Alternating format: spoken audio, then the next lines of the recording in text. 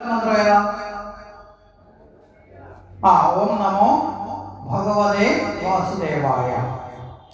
ആരാണ് ഈ മന്ത്രം ഉപദേശിച്ചത്? ആരാ? നാരദ മഹർഷിയാണ്. ആർക്കാണ് ഉപദേശിച്ചത്? ഉപദേശിക്കുമ്പോൾ ആരെങ്കിലും ഒരാൾ കേൾക്കാനുണ്ടാവണമല്ലോ. പറഞ്ഞാള് നാരദരാണ്, കേട്ടതാരാണ്? ധ്രുവനാണ്. മനസ്സിലായില്ലേ? അപ്പൊ ഭാഗവതത്തിന്റെ വലിയ ചില പ്രത്യേകതകളിൽ ഒന്നാണ് നമ്മൾ ഇനി അങ്ങോട്ട് കാണാൻ പോകുന്നത്. മഹാഋഷിമാരും മഹായോഗിമാരും ഒക്കെ ഈ പ്രപഞ്ചത്തിൽ ഉണ്ടായിട്ടും ആ ഭഗവാന്റെ ഭാഗവതം എന്ന ഭഗവാന്റെ സ്വരൂപം എന്ന് പ്രകീർത്തിക്കപ്പെടുന്ന അല്ലേ ശ്രീമദ് ഭാഗവതാഖ്യോയം പ്രത്യക്ഷ കൃഷ്ണ ഏവകി എന്ന് സ്തുതിച്ച ആ ഭഗവാന്റെ പ്രത്യക്ഷ ശരീരം എന്ന് പറയുന്ന ഭാഗവതത്തിന്റെ മൂലമന്ത്രത്തെ എന്തുകൊണ്ടാണ് ഒരു കൊച്ചുകുട്ടിക്ക് ഉപദേശിച്ചു കൊടുത്തത്? വലിയ വലിയ ഋഷിമാരുണ്ട്, സനകാദി മഹർഷിമാരുണ്ട്, നാരദരുണ്ട്, അല്ലേ? വ്യാസൻ തന്നെയുണ്ട്. വ്യാസൻ എന്നല്ല ഉപദേശം കിട്ടിയതാണോ? ശ്രീകൃഷ്ണന്റെ കാലഘട്ടത്തിലുണ്ട് വ്യാസൻ, ഇല്ലേ? പാണ്ഡവന്മാരുടെ പിതാവായ പാണ്ഡുവിനും ധൃതരാഷ്ട്രർക്കൊക്കെ ജന്മം കൊടുത്തത് ആരാ? വ്യാസനാണ്. വ്യാസപുത്രന്മാരാണ്. കൃഷ്ണന്റെ കാലഘട്ടത്തിൽ വ്യാസനുണ്ട്. അങ്ങനെയുള്ള മഹാഋഷിമാരുണ്ട്. വശിഷ്ഠനുണ്ട്, ദുർവാസാവുണ്ട്, അല്ലെ? ദുർവാസാവില്ലേ? പാലാഴി മദന ചരിതം വരുമ്പോൾ നമ്മള് ദുർവാസാവ് മഹർഷിയല്ലേ അവിടെ ശപിക്കുന്നത്, അല്ലേ? ഇന്ദ്രന് ഒരു മാല കൊടുത്ത മാല ഇന്ദ്രൻ അവഹേളിച്ചു എന്ന് പറഞ്ഞ് ശപിക്കുന്നതാരാ? ദുർവാസാവാണ്. അംബരീഷന്റെ ചരിതം വരുമ്പോൾ ദുർവാസാവിനെ കാണാം. അങ്ങനെയുള്ള മഹാഋഷിമാരൊക്കെ ഉണ്ടായിട്ടും അവർക്ക് ആർക്കും കൊടുക്കാത്ത ആ ഭാഗവതത്തിന്റെ മൂലമന്ത്രം പ്രഹ്ലാദന് കൊടുത്തതിലൂടെ നമ്മളെ എന്താ പഠിപ്പിക്കുന്നത്? ഭാഗവതം ഇപ്പൊ നമ്മളെ പഠിപ്പിക്കലാണോ? നമ്മൾ ഭാഗവതം പഠിക്കുക വേണം. പഠിച്ചു മനസ്സിലാക്കി ജീവിതത്തിൽ ആചരിക്കപ്പെടുമ്പോഴാണ് നമ്മൾ ഭാഗവതത്തെ അറിഞ്ഞവരായി, ഭാഗവതത്തെ പൂജിച്ചവരായി മാറുന്നത്. മനസ്സിലായില്ലേ? ഭാഗവതം വീട്ടിൽ വെച്ച് പൂജിക്കാനുള്ള ഗ്രന്ഥമല്ല. ഇന്ന് പല വീട്ടുകളിലും ഭാഗവതം വെച്ച് പൂജിക്കും, പക്ഷെ ഇന്ന് വരെ തുറന്നു നോക്കാറില്ല. അതാണ് ദുഃഖം. ഭാഗവതത്തെ അവഹേളിക്കുന്നതിന് തുല്യമാണ്. ഇനി അക്ഷരം വായിക്കാൻ അറിയാത്തത് കൊണ്ടാണ് ഞങ്ങൾ അങ്ങനെ ചെയ്യുന്നതെങ്കിൽ കുഴപ്പമില്ല. മനസ്സിലായില്ലേ? പല വീടുകളിലുണ്ട്. ഒരിക്കലും യജ്ഞത്തിന് പോയപ്പോൾ വളരെ രസകരമായ ഒരു അനുഭവം ഉണ്ടായി. അപ്പൊ കൂടെ വന്ന യജ്ഞത്തിന് വന്ന പൗരാണികരിൽ ഒരാള് വീട്ടിൽ നിന്ന് പെട്ടെന്ന് ബാഗുമൊക്കെ പാക്ക് ചെയ്ത് ഇറങ്ങിയപ്പോൾ ഭാഗവതം എടുത്തത് ബാഗിൽ വെക്കാൻ മറന്നുപോയി. യജ്ഞസ്ഥലത്ത് വന്ന് ബാഗ് തുറന്നപ്പോഴാണ് അറിയുന്നത് ഭാഗവതം ഏതിലില്ല, ബാഗിലില്ല. അപ്പൊ എന്നോട് പറഞ്ഞു, ചേട്ടാ ഇങ്ങനെ മറന്നുപോയി. എപ്പോഴും കൊണ്ടുവരുന്ന ആളാണ്. അപ്പോൾ അവിടെ ഉണ്ടായിരുന്ന അമ്മമാര് കുറേ പേരുണ്ട്. ആരുടെയെങ്കിലും അടുത്തൊരു ഭാഗവതം ഒന്ന് കൊണ്ടുവന്നാൽ. അപ്പൊ ഞാൻ അവിടെ നിന്ന് അമ്മമാരോട് പറഞ്ഞു, ആരെങ്കിലും ഒരാളൊരു ഭാഗവതം ഒന്ന് കൊണ്ടുവന്നാൽ അദ്ദേഹത്തിന് വായിക്കാനും അല്ലെങ്കിൽ പിന്നെ ഇരിക്കുന്ന ഒരു പുസ്തകം കൈമാറി വായിക്കണം എന്നുള്ളത് കൊണ്ട് പറഞ്ഞു. അപ്പൊ തൊട്ടടുത്ത വീട്ടിൽ നിന്നൊരു അമ്മ വളരെ വേഗത്തിൽ പോയിട്ടൊരു ഭാഗവതം കൊണ്ടുവന്നു. കുറേ പേരൊക്കെ ഇളവിയിട്ടൊക്കെ ഉണ്ട്. ഇച്ചിരി പഴക്കം ചെന്നായിട്ടാണ് തോന്നിയത്. ഈ ഭാഗവതം കൊണ്ടുവന്ന് കൊടുത്തു. നമ്മൾ ഗ്രന്ഥ നമസ്കാരത്തിന് വെച്ചു.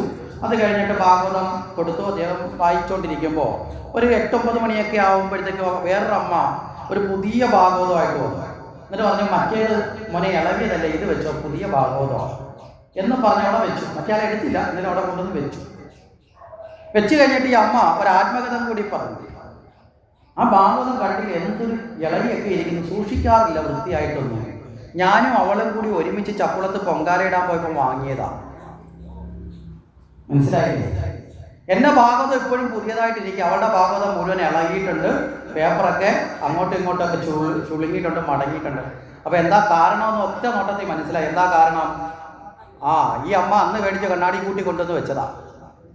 ഇന്ന് വരെ തുറന്നു നോക്കിയിട്ടില്ല. തുറന്നു നോക്കിയാലല്ലേ നമ്മുടെ കൈയുടെ വിരലടയാളവും, അല്ലേ?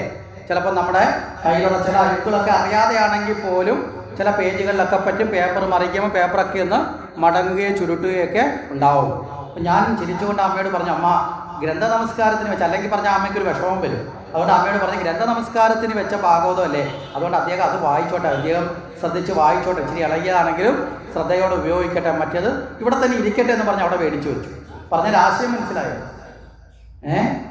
ഭാഗവതം വീട്ടിൽ വെച്ച് പൂജിച്ചത് കൊണ്ട് പുണ്യമൊന്നും കിട്ടില്ല. ചിലർ അങ്ങനെയൊക്കെ വിചാരിച്ച് മേടിച്ച് വീട്ടിൽ കൊണ്ട് വെച്ചിട്ടുണ്ട്. രാമായണവും ഭാഗവതവും ഒക്കെ വെച്ചിട്ടുണ്ട്. ഇത് എങ്ങനെയാണ് ഇതിൻ്റെ ഫലം കിട്ടുന്നതെന്ന് ചോദിച്ചാൽ അത് വായിച്ചു പഠിക്കുക. നിങ്ങളുടെ വീട്ടിലെ കുട്ടികളെ സ്കൂളിൽ കൊണ്ടുവന്ന് ചേർത്തു, പാഠപുസ്തകം കിട്ടിയാൽ അത് പൊതിയിട്ട് മടക്കി അലിമാരിയിൽ വെച്ചിട്ട് വൃത്തിയായി സൂക്ഷിച്ചത് കൊണ്ട് ആ കുട്ടിക്ക് വല്ല ഗുണമുണ്ടോ? ഉണ്ടോ? ഗുണം ഉണ്ടാകുന്ന എപ്പോഴാ?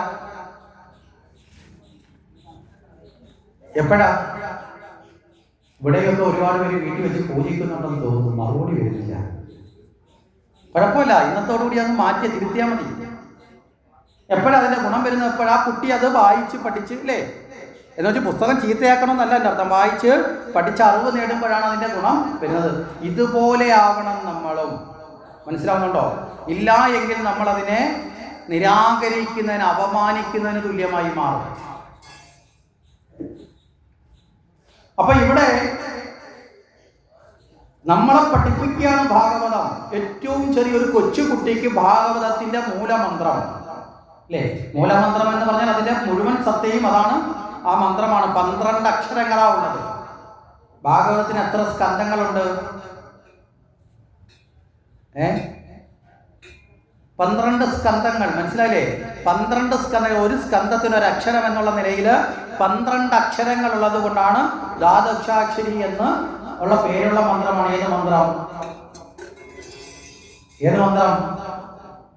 മൂലമന്ത്രമാണ്. അതെങ്കിലും ഉറക്കം പറ. അതിനാ വീട്ടിൽ ചോദിച്ചു ഏത് മന്ത്രം? ആ മൂലമന്ത്രം ഏതാ പറഞ്ഞേ? ഒന്നുകൂടെ ഉറക്കപ്പറ. മുഴുവൻ ഭാഗവതവും വായിക്കുന്നതിന് തുല്യമാണ് ശ്രദ്ധയോടെ ഈ മന്ത്രം, മൂലമന്ത്രം ജപിക്കുന്നതാണ് ഈ മൂലമന്ത്രത്തിന്റെ പ്രത്യേകത എന്ന് പറയപ്പെടുന്നത്. മുഴുവൻ ചൈതന്യവും ഏതൊന്നിലേക്കാണോ വന്നു ചേരുന്നത് ആ മന്ത്രമാണ് മൂലമന്ത്രം. മനസ്സിലാവുന്നുണ്ടോ? ഈ ക്ഷേത്രങ്ങളൊക്കെ നിർമ്മിക്കപ്പെടുമ്പോൾ ആ ഓരോ ക്ഷേത്രത്തിലെയും ദേവനെ പൂജിക്കാൻ ആ ക്ഷേത്രത്തിനൊരു മൂലമന്ത്രം ഉണ്ടാവും. അത് മനസ്സിലാക്കിയത്? ഇപ്പൊ എല്ലായിടത്തും ഇരിക്കുന്ന ശിവന് ഒരേ മൂലമന്ത്രമായിരിക്കുന്നില്ല. പ്രതിഷ്ഠയുടെ സങ്കല്പം അനുസരിച്ച്, പ്രതിഷ്ഠയുടെ പ്രത്യേകതകൾ അനുസരിച്ച്. മനസ്സിലാവുന്നുണ്ടോ? ആ ശിവന് തന്നെ ഈ ഇവിടെ ചെല്ലുന്ന മന്ത്രമായിരിക്കില്ല തൊട്ടടുത്ത് കടവൂര് പോയാൽ അല്ലെങ്കിൽ വേറെ അമ്പലത്തിൽ പോയാൽ അവിടെ ചെല്ലുന്നത്. അപ്പൊ ഒരു മൂലമന്ത്രം ഉണ്ടെങ്കിൽ ആ മന്ത്രമാണ് തന്ത്രി ആർക്ക് പകരുന്നത്? മേൽശാന്തിക്ക് പകരുന്നത്. ഈ മൂലമന്ത്രം ജപിച്ചാണ് ആ പൂജ പൂർണ്ണമാക്കേണ്ടത്. അത്ര ശക്തിയാണ് ഇതിന് മൂലമന്ത്രം എന്നുള്ളത്. നമുക്ക് നമ്മുടെ കുട്ടിക്കാലത്ത് ഒരു പേരിട്ട് കഴിഞ്ഞാൽ ആ പേര് എവിടെ നിന്ന് വിളിച്ചാലും നമ്മൾ തിരിഞ്ഞു നോക്കത്തില്ല. നമ്മളെ അല്ല, വേറെ ആളോ ആ പേരിലുണ്ടെങ്കിലും, പക്ഷെ പേര് കേൾക്കുമ്പോൾ നമ്മൾ നമ്മളെ ആണോ എന്ന് ശങ്കിക്കാറില്ലേ? ഉണ്ടോ ഇല്ലയോ? നമ്മൾ നടന്നു പോകുമ്പോൾ പെട്ടെന്ന് ആ പേര് കേട്ടാൽ നമ്മൾ തിരിഞ്ഞു നിൽക്കത്തില്ലേ? ഇതുപോലെയാണ് ആ മൂലമന്ത്രം എന്ന് പറയുന്നത്. ഭാഗവതത്തിന്റെ സത്തയെ ചേർത്തതാണ്. അതാണ് ധ്രുവനിലേക്ക് ആര് പകരുന്നത്? നാരദരെ പറയുന്നത്. ഇവിടെ എന്തുകൊണ്ടാണ് ഇങ്ങനെ കാട്ടിയതെന്ന് ചോദിച്ചാൽ നമുക്കൊക്കെ എല്ലാ കാലത്തും ഉണ്ടാകുന്ന ഒരു പൊതുവിലൊരു സംശയമുണ്ട്. ഈ ആത്മീയതയും ഈശ്വരചിന്തയും ഒക്കെ കുഞ്ഞുനാളിലേ വേണോ? ഇല്ലേ? ചിന്തിക്കാറില്ലേ?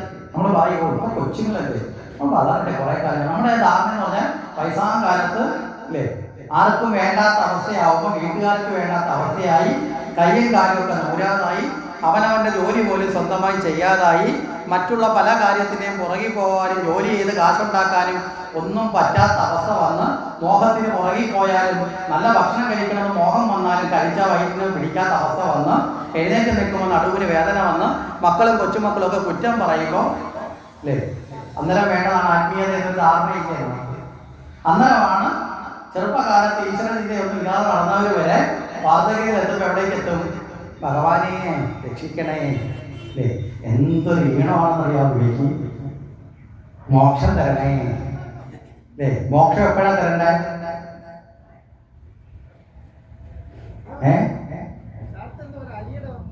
നിങ്ങളുടെ മനോഭാവം എനിക്ക് മനസ്സിലാവും. ഞങ്ങളെ നാട്ടിൽ വന്നത് ഞങ്ങളെ കുറ്റം പറയുന്ന ഒരു നാണമില്ലേ? ഇതല്ലേ നിങ്ങളുടെ മനോഭാവം? മോക്ഷം എപ്പോഴാ കിട്ടേണ്ടത്? എപ്പോഴാ? എന്താ ഈ മോക്ഷം എന്ന് പറഞ്ഞാൽ എന്താ? മോക്ഷം എന്ന് പറഞ്ഞാൽ എന്താ?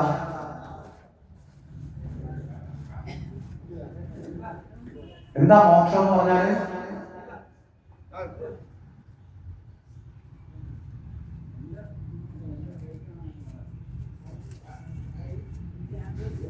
എന്താ ഈ മോക്ഷം എന്ന് പറഞ്ഞാൽ എന്താ? മോക്ഷം എന്ന് പറഞ്ഞാൽ വാക്കിൽ തന്നെയുണ്ട്. മോഹക്ഷയ ഇതി മോക്ഷം, അല്ലാതെ മരണാനന്തരം കിട്ടേണ്ട പട്ടമല്ല മോക്ഷം. മനസ്സിലായില്ലേ?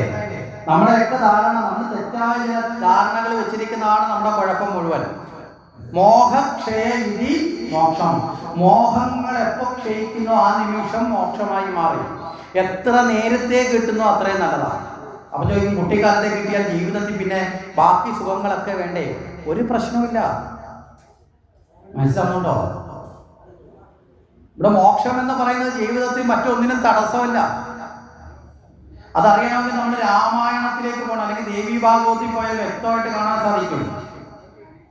ഈ ശ്രീശുകൻ, ഭാഗവതം ഉപദേശിക്കുന്ന ശ്രീശുകനെ വ്യാസൻ കുട്ടിക്കാലത്ത് വിദ്യാഭ്യാസത്തിന്റെ പൂർത്തീകരണത്തിന് വേണ്ടി അയക്കുന്നത് ജനകൻ എന്ന രാജാവിന്റെ കൊട്ടാരത്തിലേക്കാണ്. മനസ്സിലായില്ലേ?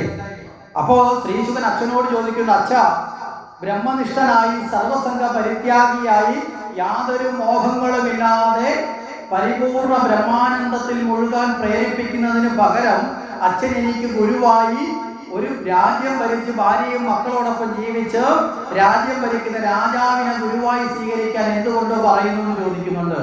ഈ സംശയം വെച്ചുകൊണ്ടാണ് ജനകന്റെ കൊട്ടാരത്തിലേക്ക് ആര് പോകുന്നത്? ശ്രീശുകൻ പോകുന്നത്.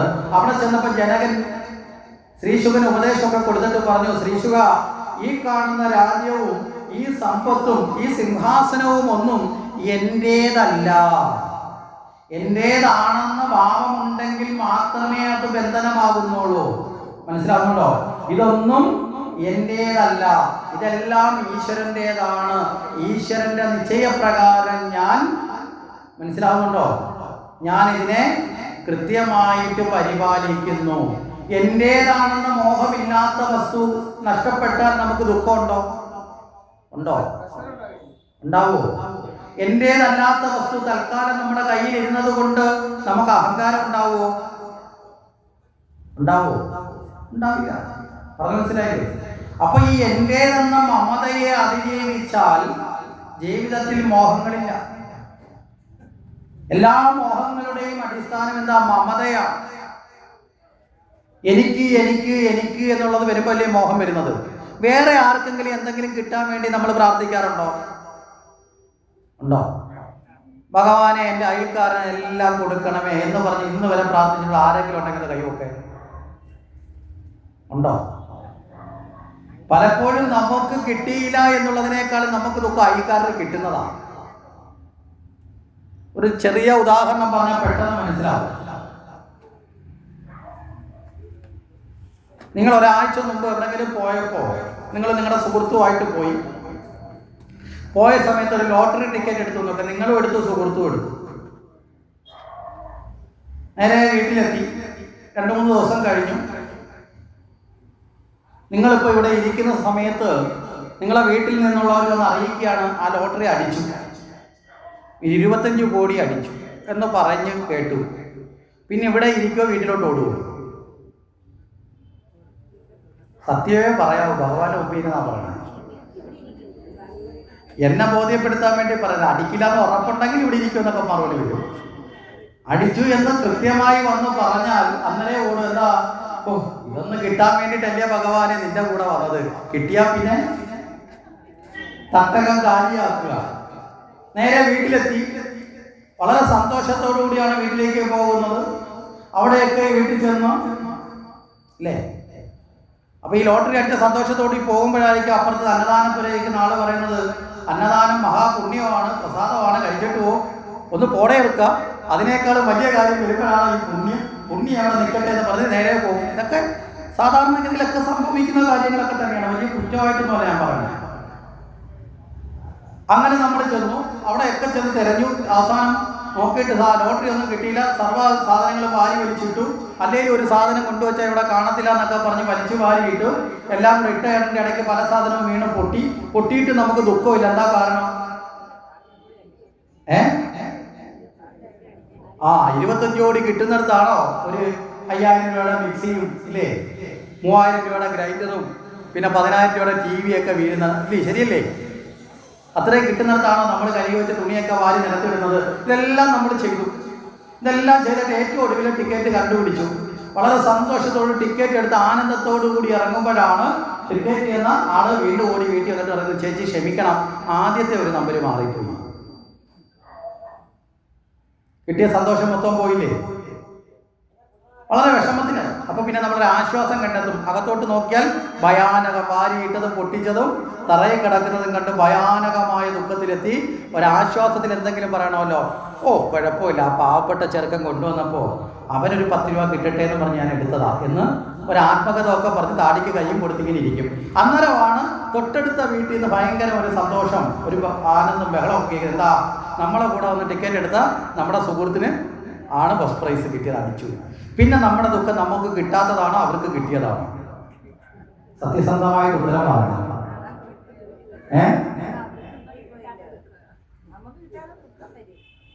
നമുക്ക് കിട്ടാത്തതല്ല ദുഃഖം, അവർക്ക് കിട്ടിയതാണ് ഏറ്റവും വലിയ ദുഃഖം. ശരിയല്ലേ? മനസ്സിലായില്ലേ? അതാണ് ദുഃഖം. സാധാരണഗതി അങ്ങനെ സംഭവിക്കുന്നത്. ഇതൊക്കെ മനുഷ്യന്റെ മനസ്സുകളുടെ ഒരു തലം പറയാൻ വേണ്ടിയിട്ട് പറഞ്ഞുള്ളൂ ഇങ്ങനെ ചില കഥകൾ. അപ്പൊ മോക്ഷം എന്ന് പറയപ്പെടുന്നത് നമ്മുടെ മനസ്സിന്റെ മോഹങ്ങളെ ഉപേക്ഷിക്കുക എന്നുള്ളതാണ്. മമതയെ ഉപേക്ഷിക്കുക. എത്ര കണ്ട് മോഹങ്ങളെ നമ്മൾ ഉപേക്ഷിക്കുന്നു അത്ര കണ്ട് ഈശ്വരനിലേക്ക് അടുക്കാൻ നമുക്ക് സാധിക്കും. ഈശ്വരനിലേക്ക് അടുക്കുന്നതിന് തടസ്സമായി നമ്മുടെ ഭക്തിയുടെ ഇടയിൽ കടന്നുകൂടിയിട്ടുള്ള ഒരു ചാരനാണ്, അല്ലെന്നുണ്ടെങ്കിൽ ഒരു തടസ്സമാണ്, നമ്മൾ അറിയാതെ നമ്മൾ കൊണ്ടു നടക്കുന്ന ഒരു തടസ്സമാണ് ഈ മോഹം എന്ന് പറയുന്നത്. എന്താ ഭക്തിയുടെ ഇടയിൽ മോഹം ഒരു തടസ്സമെന്ന് പറയാൻ കാരണം? ഇപ്പൊ നമ്മൾ ചിന്തിക്കണം, മോഹം ഉള്ളത് കൊണ്ട് തന്നെ ഞങ്ങൾ അമ്പലത്തിൽ വരുന്നത്, അപ്പൊ പിന്നെ ഇതെങ്ങനെ തടസ്സമാവെന്ന് ചോദിച്ചാൽ, നിങ്ങളുടെ മനസ്സിൽ നിങ്ങൾ ക്ഷേത്രത്തിലേക്ക് പോകുമ്പോൾ, ഭഗവാനെ പ്രാർത്ഥിക്കാൻ വേണ്ടി അല്ലെങ്കിൽ പൂജാമുറിയിലേക്ക് കയറുമ്പോൾ, എവിടെങ്കിലും ആരാധനയ്ക്ക് നിൽക്കുമ്പോൾ ഒരു മോഹം ഉള്ളിൽ ഉണ്ടായി എന്ന് നോക്കുക. ഒരു കാറ് വാങ്ങണം, കുറച്ച് കാശ് കയ്യിലുണ്ട്, കുറച്ച് കാശ് ഒരാളെ സഹായിക്കാമെന്ന് പറഞ്ഞു. ഇതൊക്കെ ചിന്തിച്ചുകൊണ്ടാണ് നിങ്ങൾ അമ്പലത്തിലേക്ക് കയറുന്നത്. ഭഗവാനെ മുമ്പിൽ തൊഴുതുകൊണ്ടിരിക്കുമ്പോൾ ഭഗവാനെ നല്ല കാറ് കിട്ടണേ എന്ന് ചിന്ത വന്നു കഴിഞ്ഞാൽ നിങ്ങളുടെ മനസ്സിൽ കാറിന്റെ രൂപമായിരിക്കും, ഭഗവാന്റെ രൂപമായിരിക്കും. പിന്നെ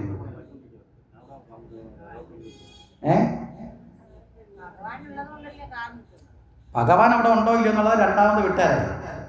മനസ്സിൽ തെളിയുന്നത് എന്ത് രൂപമായിരിക്കും? കാറിന്റെ രൂപമായിരിക്കും. പിന്നെ പലതരം കാറിന്റെ രൂപം ഓടി വരും. ആ കാറിനുള്ളിൽ കയറി ആരൗട്ടായി? ഭഗവാൻ ഔട്ടായി. മനസ്സിലായില്ലേ? മോഹങ്ങൾ ഉള്ളിലേക്ക് വരുമ്പോൾ അടുത്ത നിമിഷം മോഹിക്കപ്പെട്ട വസ്തുവിലേക്ക് ശ്രദ്ധ പോകും. മനസ്സിലായോ? ഭഗവാനിൽ നിന്നുള്ള ശ്രദ്ധ കുറയും. അതുകൊണ്ടാണ് ഭാഗവതത്തില് മുമ്പേ നമ്മൾ നരസിംഹാവതാരത്തിന്റെ ചരിത്രം പറഞ്ഞപ്പോൾ പറഞ്ഞു, നരസിംഹമൂർത്തി നേരിട്ട് ചോദിച്ചു പ്രഹ്ലാദനോട്, പ്രഹ്ലാദ എന്തു വരം വേണം?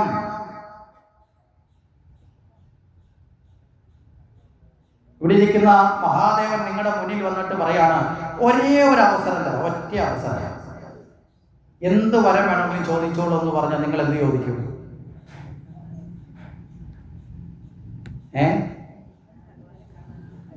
അടുത്തിരിക്കുന്ന ആളിനോട് ചോദിക്കുന്നത് എന്തോ ചോദിക്കണമെന്ന്.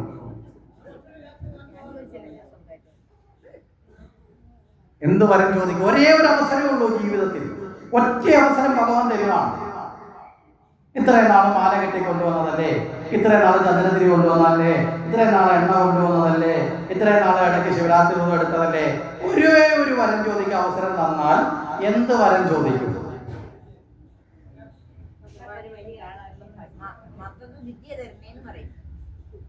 അപ്പൊ സമ്പത്ത് വേണ്ടേ?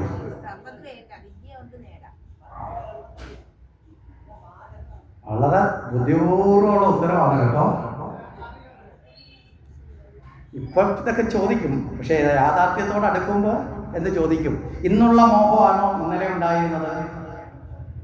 10 വയസ്സിലുണ്ടായിരുന്ന മോഹമാണോ 15 വയസ്സിൽ?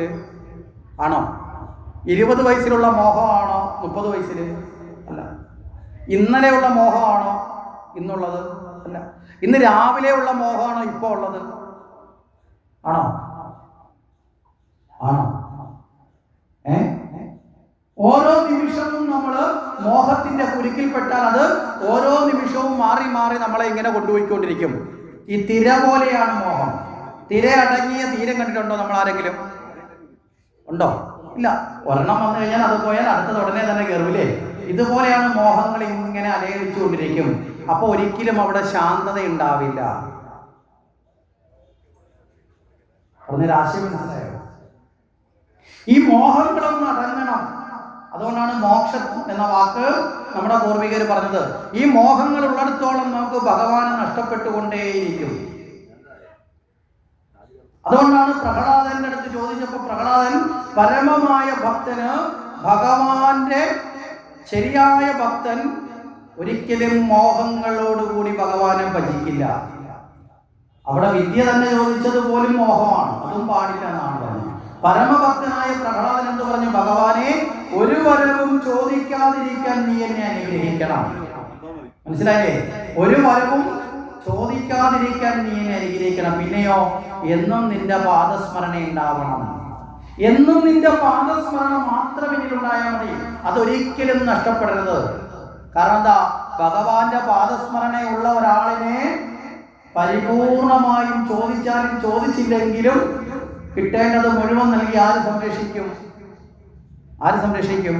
ഭഗവാൻ സംരക്ഷിക്കും. സംശയം വേണ്ട. ശ്രീകൃഷ്ണ ഭഗവാൻ ഭഗവത്ഗീതയിൽ ഇത് ഒന്നുകൂടി ഉറപ്പിച്ച് അർജുനനോട് പറഞ്ഞിട്ടുണ്ട്. ഒരു വലിയ തത്വവാക്യുണ്ട്, യോഗക്ഷേമം വഹാമ്യഹം. അയ്യേ അർജുന, എന്നിൽ മനസ്സുറപ്പിച്ച ഭക്തന്റെ സർവയോഗവും ക്ഷേമവും സർവ ഐശ്വര്യങ്ങളും ഞാൻ നിർവഹിച്ചു കൊടുക്കും. അതുകൊണ്ട് നീ എന്ത് ചെയ്യണം? മനസ്സെന്നിൽ ഉറപ്പിക്കുന്ന പണി മാത്രം നീ ചെയ്താൽ മതി. ബാക്കി ഒരു കഷ്ടപ്പാടും പിന്നെ നിനക്ക് ഉണ്ടാവില്ല. ഈ മനസ്സുറപ്പിക്കുന്നതാണ് ഏറ്റവും വലിയ കഷ്ടപ്പാട്. അത് നമുക്കേ അറിയത്തുള്ളൂ, ഭഗവാൻ അറിയത്തില്ല. അല്ലേ? നമുക്കാണ് അങ്ങോട്ടും ഇങ്ങോട്ട് കാണുന്നതും കേൾക്കുന്നതും അറിയുന്നതും മണക്കുന്നതും ഒക്കെ വേണമെന്ന് തോന്നുന്ന ആർക്കാ? നമുക്കാണ്. അല്ലേ? അതുകൊണ്ട് അതിന്റെ പ്രയാസമാണ്, ഇന്ദ്രിയങ്ങളെ നിയന്ത്രിക്കാനുള്ള പ്രയാസം നമുക്കറിയില്ല. ഭഗവാൻ പറഞ്ഞു, മനസ്സെന്നിൽ ഉറപ്പിച്ചാൽ മതി. യോഗക്ഷേമം വഹാമ്യഹം, നിന്റെ എല്ലാ ക്ഷേമ ഐശ്വര്യങ്ങളും ഞാൻ നൽകിക്കൊള്ളാം. ഈ വാക്ക് എവിടെങ്കിലും കേട്ടിട്ടുണ്ടോ വേറെ അല്ലാതെ? ഭഗവത്ഗീതയെ കേൾക്കാൻ സാധ്യത കുറവാ. കാരണം എന്താ? നമ്മൾ കൃഷ്ണന്റെ പ്രതിമയും ഫോട്ടോയൊക്കെ വെച്ച് വീട്ടിൽ വെക്കും. പക്ഷെ ഭഗവാൻ പറഞ്ഞ വാക്കുകളൊന്നും അല്ലേ പിന്തുടരാനോ പഠിക്കാനോ നമ്മൾ തയ്യാറാവാറുണ്ടോ? LICയിലുണ്ട് കേട്ടോ. LICയുടെ ആപ്തവാക്യതാണ് യോഗക്ഷേമം വഹാമ്യഹം. നമ്മൾ പൈസ കൊടുത്താൽ മതി, നമ്മുടെ സംരക്ഷണം തുക. ഭഗവാൻ അങ്ങനെയും പറഞ്ഞില്ല. നീ പൈസയും തരണ്ട, നീ ചന്ദനത്തിരിയും തരണ്ട, നീ വിളക്കുതിരിയും തരണ്ട, കർപ്പൂരവും തരണ്ട, മാലയും തരണ്ട. നീ ഒന്നും തന്നില്ലേലും വേണ്ടില്ല. നീ എന്ത് ചെയ്യണം? നിന്റെ മനസ്സ് ശുദ്ധമാക്കി എന്നിൽ ഉറപ്പിക്കണം. മനസ്സ് ശുദ്ധമാക്കി ഭഗവാനിൽ ഉറപ്പിക്കാതെ ബാക്കി എന്ത് കൊടുത്തിട്ടും കാര്യമില്ല. ഉണ്ടോ? ഏറ്റവും പ്രധാനമാണ് മനഃശുദ്ധിയാണ്. അവിടെയാണ് പ്രഹ്ലാദൻ പറഞ്ഞത്, ഭഗവാനെ നിന്റെ പാദസ്മരണ ഉണ്ടായാൽ മതി. ഇതാണ് ഒരു പരമഭക്തി. ഭക്തി എന്നത് ശുദ്ധമായ ഭക്തി, മോഹങ്ങളില്ലാത്ത ഭക്തിയാണ്. മലിനമായ ഭക്തിയാണ് മോഹങ്ങളുള്ളത്. 3 തരം ഭക്തിയുണ്ട്. നമുക്കിപ്പം മനസ്സിലാക്കാൻ വേണ്ടി 3 തരത്തിൽ ഭക്തിയെ വേർതിരിക്കുക: ശുദ്ധഭക്തി, മലിനഭക്തി, ആസുരിക ഭക്തി. ഒന്നാമത്തത് ശുദ്ധഭക്തി. എന്താ? മോഹങ്ങളില്ലാത്ത ഭക്തി, ഭഗവാനെ നേടാൻ മാത്രമുള്ള ഭക്തി. അപ്പൊ അങ്ങനെ പറയുമ്പോൾ നമുക്കൊരു ചോദ്യം കൂടി നമ്മുടെ മുന്നിലേക്ക് വരും. എന്താ ഭക്തി എന്ന് പറഞ്ഞാൽ? എന്താ ഭക്തി എന്ന് പറഞ്ഞാൽ? എന്താ ഭക്തി എന്ന് പറഞ്ഞാൽ എന്താ? നാമം ജപിക്കുന്നതാണോ? ക്ഷേത്രത്തിൽ പോകുന്നതാണോ? വിളക്ക് കത്തിക്കുന്നതാണോ? എന്താ ഭക്തി?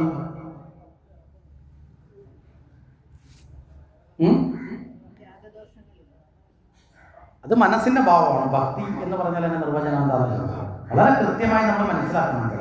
എത്രയോ കാലം നമ്മൾ ഭഗവാനെ ഭജിച്ചിട്ട് പോലും നമ്മൾ ഈ എന്താണ് ഭക്തി എന്നറിയാതെയാണ് ഭഗവാന്റെ മുമ്പിൽ പോയി ഭക്തരാണെന്ന് പറയുന്നത്. ഭക്തി എന്ന് പറഞ്ഞാൽ പരമമായ സ്നേഹം. മനസ്സിലായില്ലേ? പരമമായ സ്നേഹം. പകരം വെക്കാൻ ഈ പ്രപഞ്ചത്തിൽ മറ്റൊന്നില്ലാത്ത നിലയിൽ ഏറ്റവും ഉന്നതമായ സ്നേഹമാണ്. നാരദ മഹർഷി കൃത്യമായി വ്യാഖ്യാനിക്കും, സാധു അസ്മിൻ പരമപ്രേമ സ്വരൂപ ഇതി ഭക്തി. അവനോടുള്ള പരമമായ പ്രേമമാണ്. പരമമായെന്ന് വെച്ചാൽ പകരം വെക്കാൻ ഇല്ലാത്തത്, എല്ലാത്തിനേക്കാളും യാതൊന്നും പ്രതീക്ഷിക്കാതെ ഏതെങ്കിലും ഒന്ന് കിട്ടാൻ വേണ്ടിയിട്ടോ കിട്ടിയില്ല എങ്കിൽ നഷ്ടപ്പെടുന്നതോ അല്ലാത്ത സ്നേഹം. അങ്ങനെയുള്ള സ്നേഹം ലോകത്ത് നമുക്ക് നിലനിർത്താൻ ആകെ സാധിക്കുന്നത് ഭഗവാനോട് മാത്രമാണ്. ബാക്കി ഒരു സ്നേഹവും യഥാർത്ഥ സ്നേഹമല്ല. ബാക്കി എല്ലാം പ്രതീക്ഷകളുടെ സ്നേഹമാണ്. അല്ലേ? അല്ലേ? ആണോ? അല്ലേ? ആരുടെ കുടുംബ കലഹത്തിലെങ്കിലും ഒരു രഹസ്യം കൂടി പറയാം. ഭാര്യാഭർത്താക്കന്മാർ എന്നുള്ള നിലയിൽ ആത്മാർത്ഥമായി പ്രണയിച്ച് വിവാഹം കഴിച്ച കപിതാക്കളുടെ സ്നേഹം വരെയും നിസ്വാർത്ഥ സ്നേഹമല്ല, പ്രതീക്ഷയുടെ സ്നേഹമാണ്. വിവാഹം കഴിച്ചുകൊണ്ട് പോയ ആൾ തന്നെ സംരക്ഷിക്കാൻ പറ്റുന്നില്ല എന്നൊരവസ്ഥ വന്നാൽ പിന്നെ ആ സ്നേഹം അവിടെ കാണുമോ? മക്കളോടുള്ള സ്നേഹം, മക്കള് നമ്മളെ സംരക്ഷിക്കും വാർദ്ധക്യകാലത്ത് എന്ന ബോധം കൊണ്ടല്ലേ യഥാർത്ഥത്തിൽ ആ സ്നേഹം നിലനിൽക്കുന്നത്. ഒരർത്ഥത്തിൽ ആ മക്കൾ അവസാന കാലത്ത് നമ്മളെ സംരക്ഷിക്കുന്നില്ല, നേരെ തിരിച്ച് നമ്മളെ സംരക്ഷിക്കുന്നതിന് വിപരീതമായിട്ടാണ് പെരുമാറുന്നതെങ്കിൽ ആ സ്നേഹം അതേ കണക്ക് നിൽക്കാറുണ്ടോ? സ്നേഹമുണ്ട്, പക്ഷെ അത് ആ സ്നേഹം അതേ കണക്ക് നിൽക്കാറില്ല. നിൽക്കുവോ? കാരണം എന്താ? ചില പ്രതീക്ഷകളുണ്ട്. അല്ലേ? ജോലിക്ക് പോകുന്ന ഭർത്താവ് ജോലി ചെയ്ത് കഴിഞ്ഞ് വീട്ടിൽ വരുമ്പോൾ ഭാര്യ ഷോപ്പിങ്ങിനൊക്കെ പോയി സിനിമയൊക്കെ കണ്ട് കറങ്ങി അടിച്ച് വീട്ടിൽ ഒന്ന് സുഖമായിട്ട് ഇറങ്ങുക. അടുക്കളയിൽ ചെന്നപ്പോഴും ആഹാരമില്ല, ഡൈനിങ് ഹാളിലോ ആഹാരമില്ല, ഒന്നുമില്ല. എന്ത് എനിക്ക് സൗകര്യമില്ലായിരുന്നു വെക്കാൻ എന്ന് പറഞ്ഞ സ്നേഹം കാണുമോ അവിടെ? കുടുംബം നോക്കേണ്ട ആള്, ഗൃഹസ്ഥനായി കുടുംബം നോക്കേണ്ട ആള് കുടുംബം നോക്കാതെ കടത്തിണ്ണയിൽ പോലും ചീട്ടും കളിച്ച് മദ്യപിച്ച് ലെക്ക് കെട്ട് നടന്നാൽ അങ്ങനെയുള്ള ആളിനോട് സ്നേഹം കാണുമോ? തിരിച്ച് കാണുമോ? ഇല്ല. അവിടെയൊക്കെ ഒരു പ്രതീക്ഷയുണ്ട്. ഇവിടെ ഒരു പ്രതീക്ഷയും വെക്കാതെ ഒരു മോഹങ്ങളുമില്ലാതെ ഭഗവാനെ ഭജിക്കണം. അതാണ് ഭക്തി. പരമമായ പ്രേമമാണ് ഭക്തി. അതുകൊണ്ടാണ് ഭക്തിയിലെ ചില കാര്യങ്ങൾ നമ്മൾ വളരെ ശ്രദ്ധിക്കേണ്ടതുണ്ട്. ഒരു കാര്യം കൂടി ചോദിച്ചുകൊണ്ട് നമുക്ക് വീണ്ടും ധ്രുവചരിതത്തിലേക്ക് വരാം. ഈ ചിലടത്ത് ചെല്ലുമ്പോൾ ചില കാര്യം കൂടി ചോദിക്കാൻ തോന്നും, അതുകൊണ്ടാണ് ചോദിക്കുന്നത്. നമ്മളൊക്കെ നമ്മുടെ കുട്ടികളോട് പലപ്പോഴും പറയുന്ന ഒരു കാര്യമില്ല, ദൈവഭയം വേണം. അല്ലേ? പറയാറില്ലേ? ഉണ്ടോ ഇല്ലയോ? യഥാർത്ഥത്തിൽ ദൈവഭയം വേണോ വേണ്ടേ? എന്താ അഭിപ്രായം? എന്താ, വേണോ വേണ്ടയോ? വേണം. ഉറപ്പാണല്ലോ. 10 പേര് വേണമെന്ന്, എന്നാ പിന്നെ ഞാൻ വേണ്ട. കാര്യം പൊട്ടക്കണ്ണം മാവിനൊക്കെ എനിക്ക് കിട്ടിയാലോ? അങ്ങനെയല്ല, അറിഞ്ഞുകൊണ്ട് കൃത്യമായി പറയണം. ദൈവഭയം വേണോ വേണ്ടയോ? വേണം. ശരി, ആ വാക്കും ചിന്തയും തെറ്റാണ്, അത് മാറ്റുക. ദൈവത്തിനെ ഒരിക്കലും ഭയക്കാൻ പാടില്ല. ഇത് സംഭവിച്ചത് എന്തുകൊണ്ടാണെന്നറിയാമോ? ഹിന്ദുവിന്റെ ശാസ്ത്രങ്ങൾ നമ്മൾ പഠിക്കാതിരിക്കുകയും മറ്റുള്ളവർ അവരുടെ ശാസ്ത്രങ്ങൾ ഭിത്തിയിലോ ചുവരിലോ എഴുതി വെച്ചേക്കുന്നത് പറയുന്നത് കണ്ട് നമ്മൾ അറിയാതെ ഇപ്പം നമ്മൾ ദൈവത്തെ ഭയക്കുന്നവരായി. ദൈവം മരിച്ചു ചെല്ലുമ്പോൾ ചാട്ടാവാറ് കൊണ്ട് അടിക്കും, കുന്തം ഇട്ട് കുത്തും, എണ്ണയിലിട്ട് പൊരിക്കും. എന്തോ ഷവർമ്മ വല്ലോ അവിടെ ചെല്ലുമ്പോൾ ഇതൊക്കെ ചെയ്യാൻ. ഇങ്ങനെയൊക്കെയുള്ള പേടി കൊണ്ട് എണ്ണയിൽ കിടന്ന് പൊരിയാനും കുന്തമാല കൊണ്ടിട്ട് കുത്തുന്നത് കൊണ്ടും ചുട്ടുപഴുത്തിട്ടുള്ള ആണിക്കകത്തൂടെ നടത്തും. ഇങ്ങനെയൊക്കെ കേട്ടുള്ള ഭയമാണ് ഇപ്പം നമ്മുടെ ഉള്ളിലില്ലേ? അങ്ങനല്ലേ? യഥാർത്ഥത്തിൽ നമ്മുടെ ശാസ്ത്രം പറയുന്നത്, നമ്മുടെ ദർശനം പറയുന്നത്, യഥാർത്ഥ ഭക്തരിൽ ഒരിക്കലും എന്തുണ്ടാവരുത്? ഭയമുണ്ടാവരുത്. ഇന്ന് നമ്മൾ നരസിംഹാവതാരത്തിന്റെ കഥ പറഞ്ഞു. ആ സമയത്ത്, അവതാര സമയത്ത് നരസിംഹമൂർത്തി പ്രത്യക്ഷപ്പെടുന്ന സമയത്ത് പ്രധാനമായിട്ട് 3 വ്യക്തികളെയാണ് ആ രംഗത്ത് കാണാൻ സാധിക്കുന്നത്. ഒന്ന് ഭഗവാൻ, അല്ലേ? നരസിംഹമൂർത്തി എന്ന ഭാഗത്തിൽ വന്ന ഭഗവാനെ കാണാം. 2 ഹിരണ്യകശിപുവിടെയുണ്ട്, പ്രഹ്ലാദനും ഉണ്ട്, അല്ലേ? 3 പേരാണല്ലോ മുഖ്യ കഥാപാത്രമായി ആ സമയത്ത് അവിടെ ഉള്ളത്. അതിൽ ഭഗവാന്റെ വിഷയം ഇവിടെ വിടുക. ഭഗവാനെ അനുഭവിച്ച ബാക്കി 2 പേരുണ്ട്. ഒരാൾ ഹിരണ്യകശിപുവും ഒന്ന് പ്രഹ്ലാദനും. ഇവർ 2 പേരുടെ മനോഭാവം എന്താണ്? ഇവിടെ ആർക്കായിരുന്നു ഭയം ഉണ്ടായിരുന്നത്? പ്രഹ്ലാദനാണോ ഹിരണ്യകശിപുവിനാണോ? ഹിരണ്യകശിപുവിനാണ്. പ്രഹ്ലാദൻ അവിടെ ഉണ്ടായത് എന്താ? ഭക്തിയാണ്, അല്ലേ? പ്രഹ്ലാദൻ പുഞ്ചിരിയോടുകൂടി നോക്കി ഭഗവാനെ സ്മരിച്ചതാണ്. അപ്പോ ഭക്തന് അവിടെ ഭയം ഉണ്ടായില്ല. പ്രഹ്ലാദന് ഭയം ഉണ്ടായോ? അപ്പൊ ശരിയായ ഭക്തന് ഭയം ഉണ്ടായില്ല. ഭയം വന്നത് ആർക്കാ? അജ്ഞാനിക്കാണ്, അഹങ്കാരിക്കാണ്.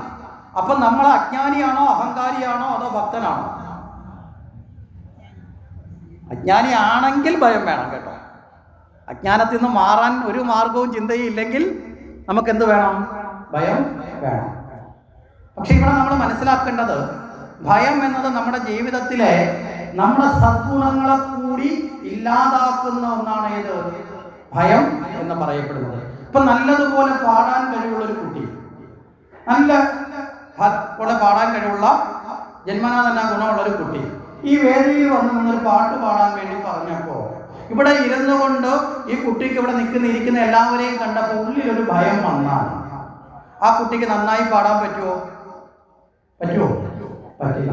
നല്ലതുപോലെ ഡാൻസ് കളിക്കുന്ന കഴിവുള്ള ഒരു കുട്ടി, ആ കുട്ടിക്ക് വന്ന് നിൽക്കുന്ന സമയത്ത് വേദിയിൽ ഇരിക്കുന്നവരെ കണ്ടപ്പോൾ ഒരു ഭയം വന്നാൽ പിന്നെ നല്ലതുപോലെ കളിക്കാൻ പറ്റുമോ?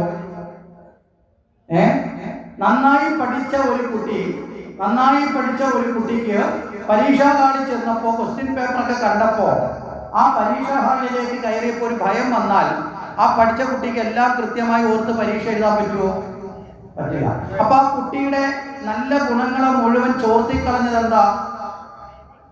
ഭയമാണല്ലേ. ആ കുട്ടിയുടെ നല്ല ഗുണങ്ങളെ മുഴുവൻ ഭയം എന്ത് ചെയ്തു? ചോർത്തിക്കളഞ്ഞു. മനസ്സിലായില്ലേ? അപ്പൊ അവിടെ നമ്മൾ മനസ്സിലാക്കേണ്ടത്, ഭയം ഒരു നല്ല ഗുണമാണോ മോശപ്പെട്ട ഗുണമാണോ? മോശപ്പെട്ടതാണ്. അതുകൊണ്ടാണ് നല്ല ഗുണത്തെ നശിപ്പിച്ചത് ഭയമാണ്. പറഞ്ഞത് മനസ്സിലായില്ലേ? ഇനി നിങ്ങളൊരു ഇന്റർവ്യൂവിന് പോകുവാണ്, ഒരു ജോലിക്ക് വേണ്ടി നല്ലതുപോലെ പഠിച്ചിട്ടൊക്കെയാണ് പോകുന്നത്. ഇന്റർവ്യൂ ബോർഡിലേക്ക് ചെന്നപ്പോൾ അവിടെ ഇരിക്കുന്നവരെ കണ്ടപ്പോൾ ഉള്ളിലൊരു ഭയം വന്നു. പിന്നെ ആത്മവിശ്വാസത്തോടെ ഉത്തരം പറയാൻ പറ്റുമോ? പറ്റില്ല. അപ്പൊ നിങ്ങളിലുള്ള നല്ല ഗുണത്തെ മുഴുവൻ ഭയം ഇല്ലാതാവും. ശരിയല്ലേ? ഇനി നമുക്ക് ഭയമുള്ള ഒന്നിനോട് ചേർന്ന് നിൽക്കാൻ, ശാന്തമായി സ്വസ്ഥമായി സമാധാനത്തോടെ ഭയമുള്ള ഒന്നിനോട് ചേർന്ന് നിൽക്കാൻ സാധിക്കുമോ? സാധിക്കുമോ? ഭയമുള്ള ഒന്നിനോട് ഒരിക്കലും സമാധാനത്തോടെ ചേർന്ന് നിൽക്കാൻ നമുക്ക് സാധിക്കില്ല. ഉള്ളിൽ ഭയമുള്ളിടത്തോളം കാലം നമുക്ക് ചേർന്ന് നിൽക്കുന്നതിൽ അസ്വസ്ഥത ഉണ്ടാവും. ശരിയല്ലേ? നമ്മൾ ഭഗവാനോട് ചേരാനല്ലേ ഭക്തി, അല്ലേ? അപ്പൊ ഭഗവാനോട് ഭയം ആവശ്യമുണ്ടോ? ഇല്ല. സ്നേഹത്തിന്റെ ഇടയിൽ ഭയത്തിന് സ്ഥാനമുണ്ടോ? ഇല്ല. ഭയക്കുന്നതിനെ ഒരിക്കലും നമുക്ക് സ്നേഹിക്കാൻ പറ്റില്ല. ഇനി ഇതിവിടെ മാത്രമല്ല, ഇതിന് പ്രമാണമുണ്ടോ? പ്രമാണത്തിൽ തെളിവ് ഉണ്ടോ എന്ന് ചോദിച്ചാൽ വളരെ കൃത്യമാണ്. ഭഗവത്ഗീതയില് ഭഗവാൻ അർജുനനെ ഉപദേശിക്കുന്ന സമയത്ത് 16-ാമത്തെ അധ്യായം ദൈവാസുര സമ്പത്ത് വിമോക്ഷ യോഗം എന്ന അധ്യായത്തിൽ 26 ഗുണങ്ങൾ ഉണ്ടാകണം ഒരു വ്യക്തിക്കെന്ന് ഭഗവാൻ അർജുനോട് പറയാം. അർജുന, 26 ഗുണങ്ങൾ ഉണ്ടാവണം. ഈ 26 ഗുണങ്ങളാണ് ദൈവീക സമ്പത്ത്. ഈ ദൈവീക സമ്പത്ത് ഏതാണെന്ന് അറിയാത്തത് കൊണ്ടാണ് നമ്മളിപ്പോൾ കറൻസി മാത്രമാണ് സമ്പത്ത് എന്ന് വിചാരിച്ച് അതുകൊണ്ട് വാങ്ങുന്ന വസ്തുക്കളും അല്ലേ അതിൻ്റെ പേരിലുണ്ടാകുന്ന കോലാഹലത്തിലും മാത്രമാണ് നമ്മുടെ ശ്രദ്ധ. ശരിയല്ലേ? നമ്മുടെ ജീവിതത്തിൽ എന്തൊക്കെയാ സമ്പത്ത്? ജീവിതത്തിൽ നേടേണ്ടല്ലേ സമ്പത്ത്? ഇന്ന് നമ്മളോട് ചോദിക്കുക സമ്പത്ത് എന്താന്ന് ചോദിച്ചാൽ നമ്മളൊക്കെ പറയുന്നത് എന്തായിരിക്കും?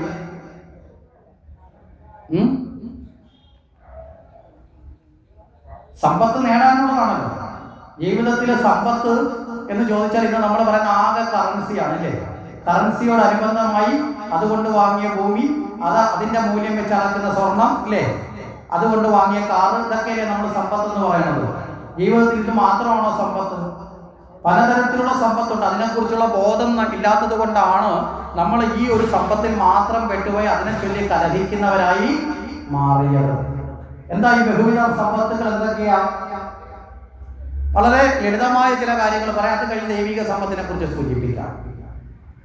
നല്ല മാതാപിതാക്കൾ ഒരു സമ്പത്തല്ലേ? അല്ലേ? ആണോ? അല്ലേ?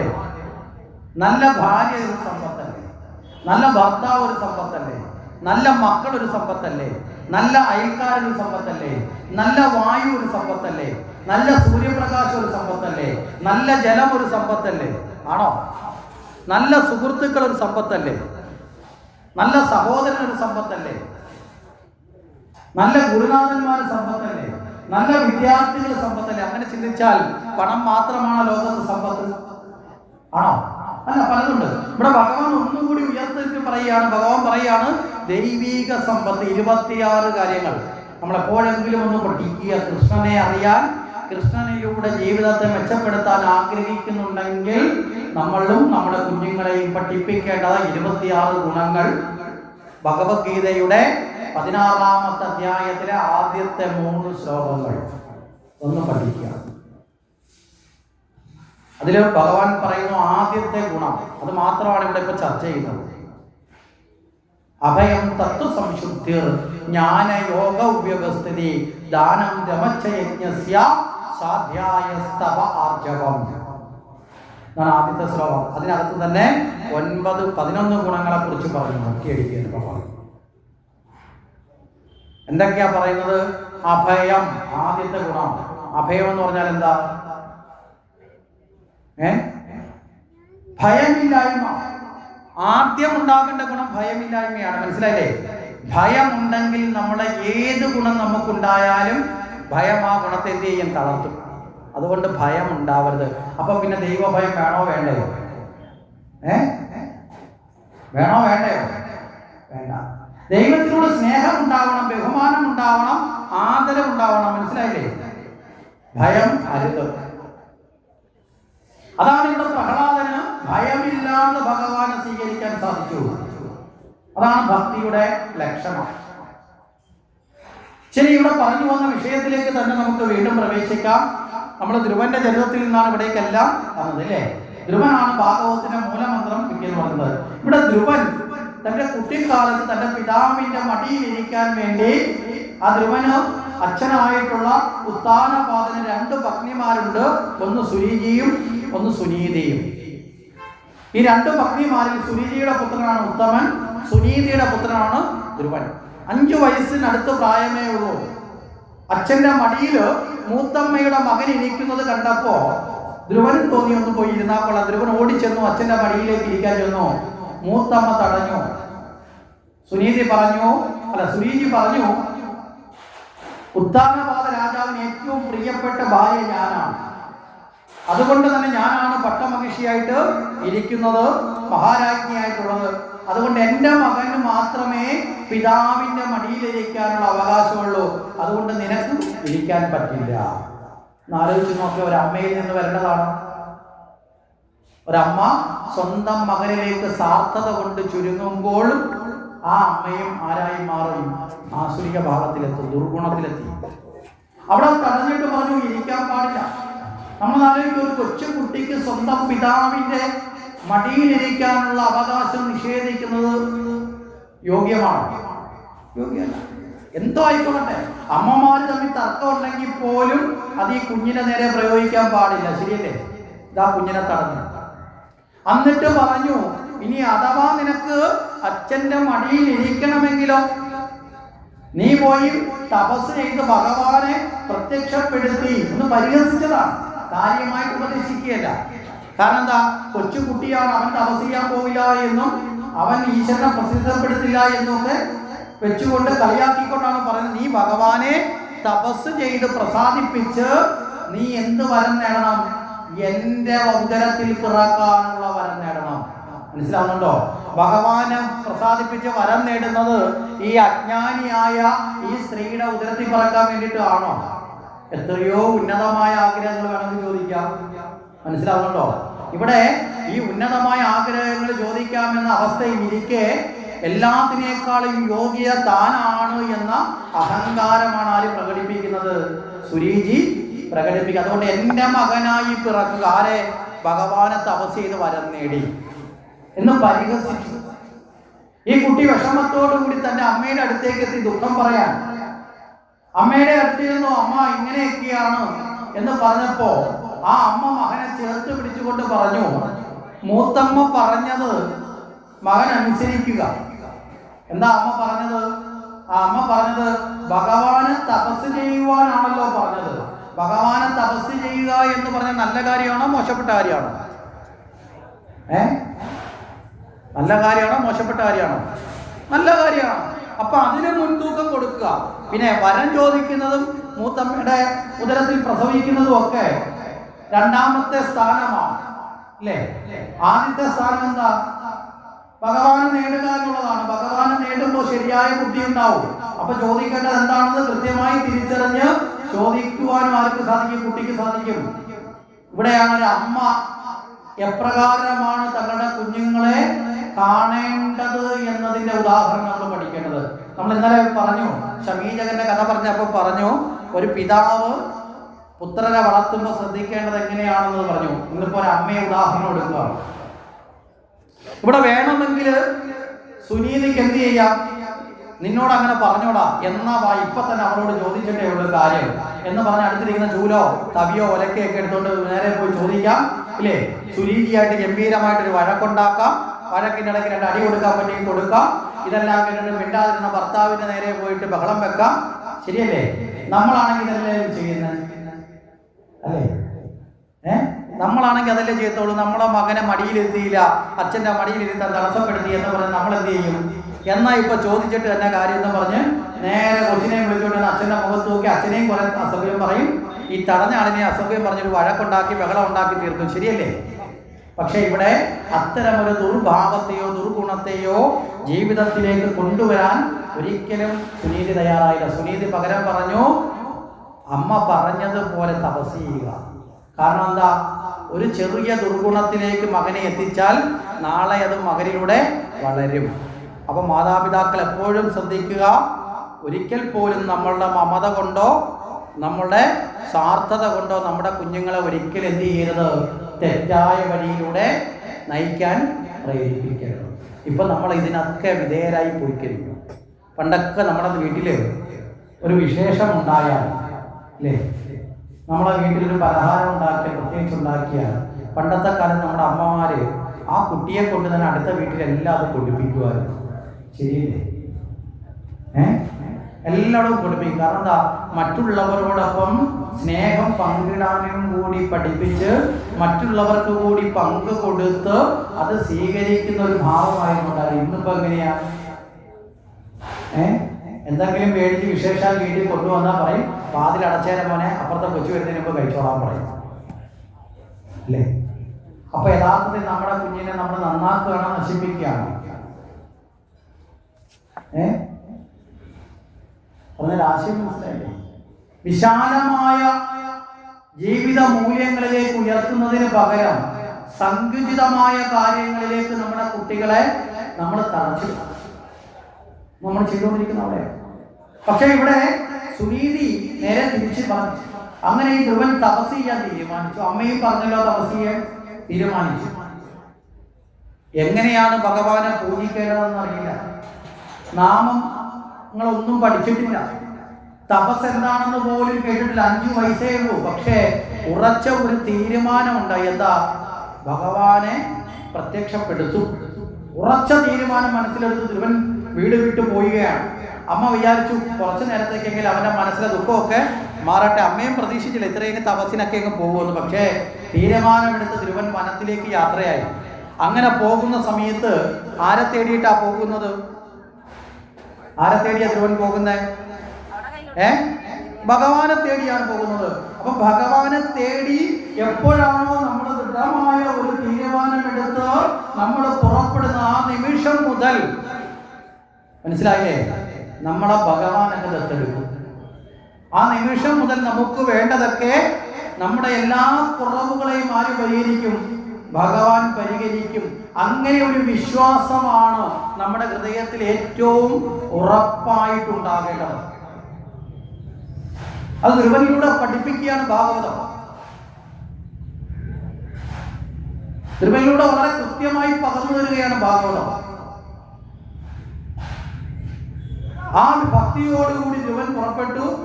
ആ സമയത്ത് തന്നെ ലോക ഗുരുവിന് തുല്യനായ ബ്രഹ്മർഷിയായ സാക്ഷാൽ നാരായണനെ, നാരായണ സ്വാമി നേരെ നാരദ മഹർഷിയെ തന്നെ എവിടേക്ക് അയച്ചു? ധ്രുവന്റെ അടുത്തേക്ക് അയച്ചു. മനസ്സിലായില്ലേ? വ്യാസന് പോലും ഭാഗവതം ഉപദേശിച്ചു കൊടുത്ത ആളാണ് ആര്? നാരദര്. ആ നാരദര്, ബ്രഹ്മജ്ഞാനിയായ നാരദര് നേരെ എവിടെ എത്തി? ധ്രുവന്റെ മുന്നിലെത്തി. ധ്രുവനോട് പറഞ്ഞു, കുട്ടി, നീ വിചാരിക്കുന്നത് പോലെ ഈ തപസ് അത്ര എളുപ്പമൊന്നുമല്ല, വളരെ കഠിനമാണ്. ആ കുട്ടിക്ക് മനസ്സിൽ പ്രതിസന്ധികൾ കൊണ്ട് പിന്തിരിഞ്ഞു പോകേണ്ടതായ സർവ പ്രതിസന്ധികളെ കുറിച്ച് ആര് പറഞ്ഞു കൊടുത്തു? നാരദര് പറഞ്ഞു കൊടുത്തു, വനത്തില് നീ ഉദ്ദേശിക്കുന്ന നല്ല ക്രൂര മൃഗങ്ങളുണ്ടാവും, പ്രകൃതിയുടെ ചൂടും തണുപ്പും മഴയും മഞ്ഞും വെയിലും ഒക്കെ സഹിക്കേണ്ടി വരും. കൊട്ടാരത്തിൽ കിടന്നതുപോലെ കിടന്നുറങ്ങാനുള്ള സൗകര്യം ഉണ്ടാവില്ല, ഭക്ഷണം ഉണ്ടാവില്ല, ആരും പരിചരിക്കാനുണ്ടാവില്ല, ക്രൂര മൃഗങ്ങളുണ്ടാവും, നടക്കുന്ന പാതയിൽ മുള്ളും കല്ലുമൊക്കെ ഉണ്ടാവും. ഇതൊക്കെ പറഞ്ഞു. പക്ഷെ കുട്ടി പറഞ്ഞു, എന്തൊക്കെ പറഞ്ഞാലും എന്തൊക്കെ പ്രതിസന്ധി ഉണ്ടായാലും ഭഗവാനെ നേടിയല്ലാതെ താൻ തിരിച്ചു പോകില്ല. ആലോചിച്ചൊക്കെ എത്ര ദൃഢമായ ഒരു തീരുമാനമാണ്. ആ ദൃഢമായ തീരുമാനം അറിഞ്ഞപ്പോൾ നാരദ മഹർഷിക്ക് മനസ്സിലായി, ഇവൻ ഈശ്വരനെ നേടാൻ യോഗ്യനാണ്. എന്താ? മനസ്സുകൊണ്ട് ഈശ്വരനെ നേടിയേ മതിയാവൂ എന്ന പൂർണ്ണമായ ബോധത്തിലേക്ക് എത്തിയിട്ടുണ്ട്, ഇവൻ എത്തിയിട്ടുണ്ട്. നമ്മളൊക്കെ ഭഗവാനെ ആ പൂർണ്ണമായ ബോധത്തിൽ നേടണമെന്ന് ആഗ്രഹിച്ചിട്ടുണ്ടോ? ഉണ്ടോ? ഭഗവാനെ കിട്ടുന്നതിനുള്ള തടസ്സമാണ് ഇവിടെ നിങ്ങളുടെ മുമ്പിൽ പറഞ്ഞത്. മനസ്സിലായില്ലേ?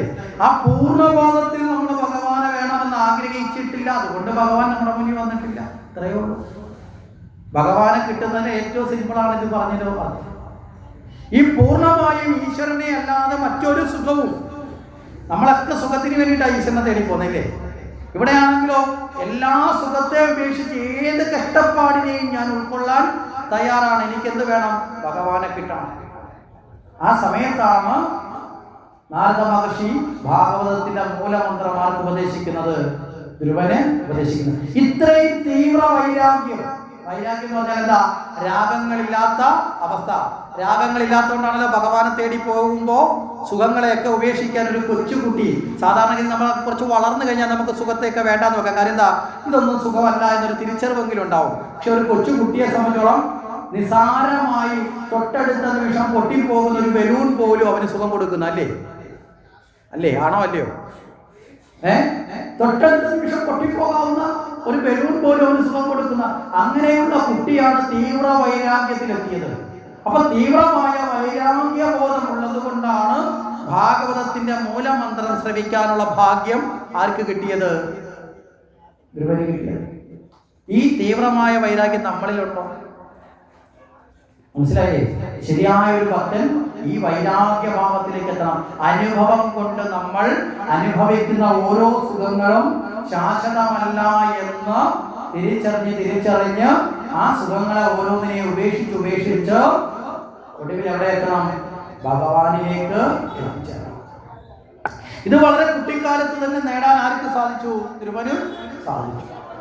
അങ്ങനെ ഓം നമോ ഭഗവതേ വാസുദേവായ എന്ന മന്ത്രം ജപിച്ച് ഏറ്റവും കുറച്ചു കാലം കൊണ്ട് ഭഗവാനെ നേടിയ ആളുമാണ് ധ്രുവൻ. ഏറ്റവും കുറഞ്ഞ കാലം. മഹായോഗിമാർ ആയിരക്കണക്കിന് വർഷങ്ങൾ എന്നൊക്കെയാ നമ്മുടെ പുരാണങ്ങളിൽ പലപ്പോൾ പറയുന്നത്, അല്ലെ? ഭഗവാനെ തപസ് ചെയ്ത് ആയിരക്കണക്കിന് 1000 വർഷം ജീവിച്ചോ ഇല്ലെന്നല്ല, ദീർഘമായ കാലം എന്ന് സൂചിപ്പിക്കാൻ വേണ്ടിയാ പറയുന്നത്. മനസ്സിലായില്ലേ?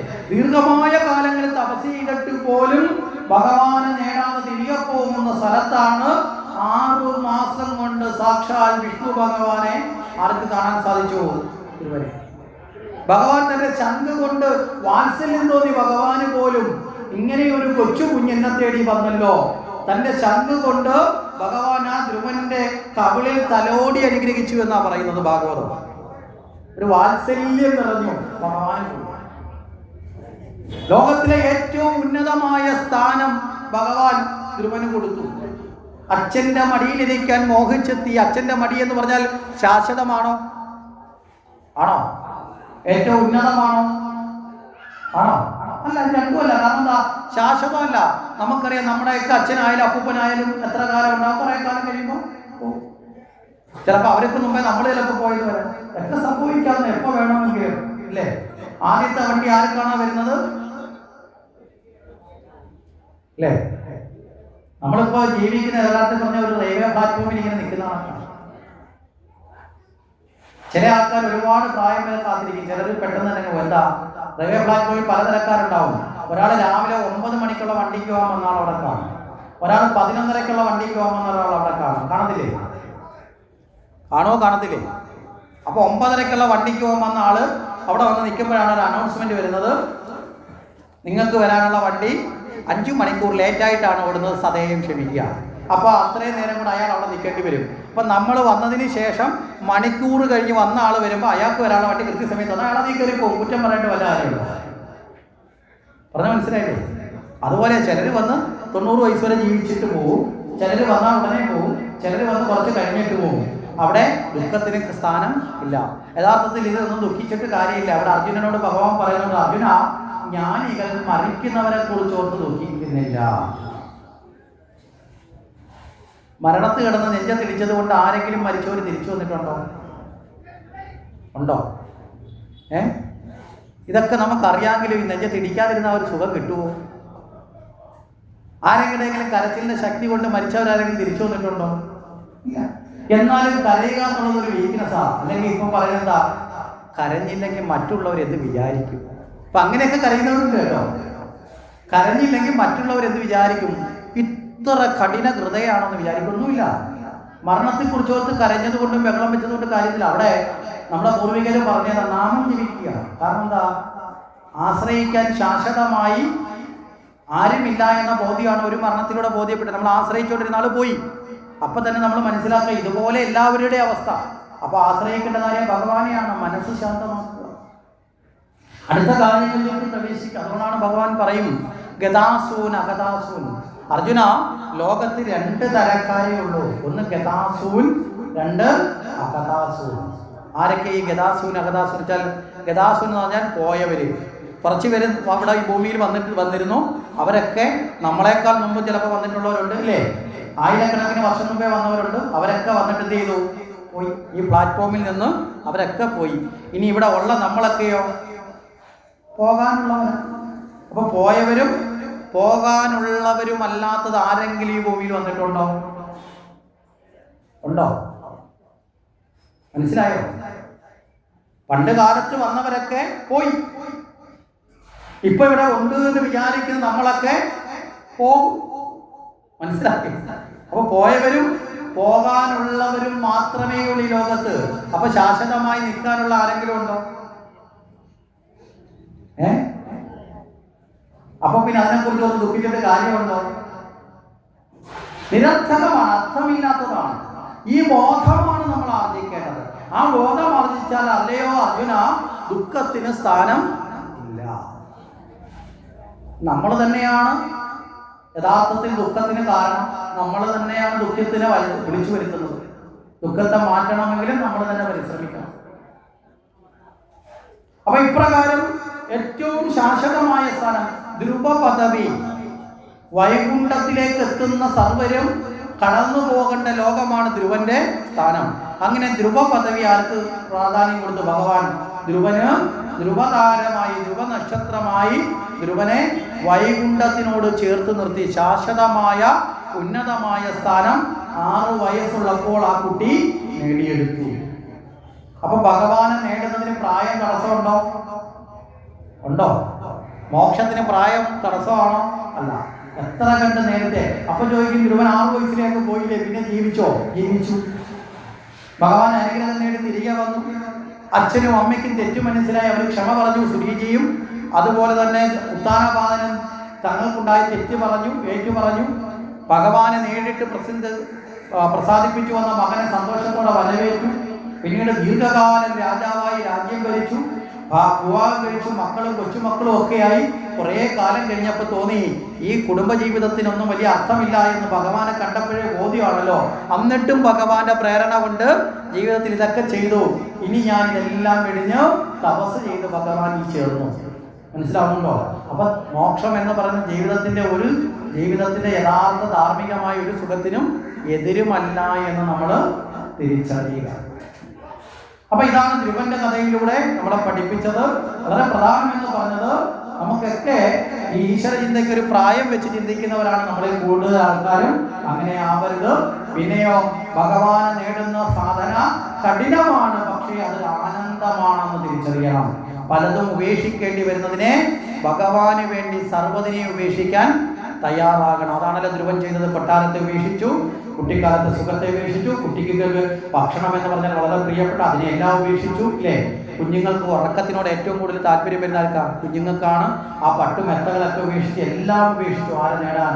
തീവ്രമായ വൈരാഗ്യം നമ്മളിൽ വന്നാൽ, ഭഗവാനെ നേടണമെന്ന മോഹം നമ്മളിൽ ഉറച്ചാൽ, നമ്മളെ ഭഗവാനിലേക്ക് എത്തിക്കാൻ ഭഗവാൻ തന്നെ അതിനുള്ള പരിശ്രമം നടത്തുമെന്ന് നാരദ മഹർഷിയിലൂടെയും ബോധ്യപ്പെടുത്തി എന്ന ഭാഗം തിരുമേനിലൂടെ നമുക്ക് കാണാൻ